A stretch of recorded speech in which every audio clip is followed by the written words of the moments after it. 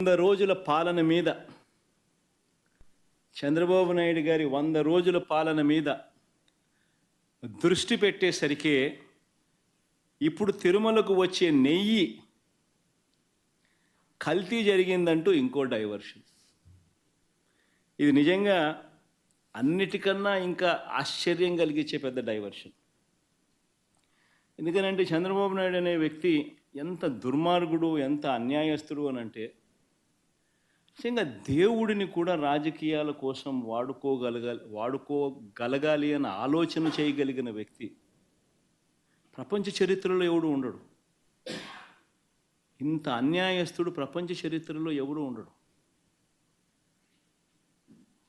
దేవుడు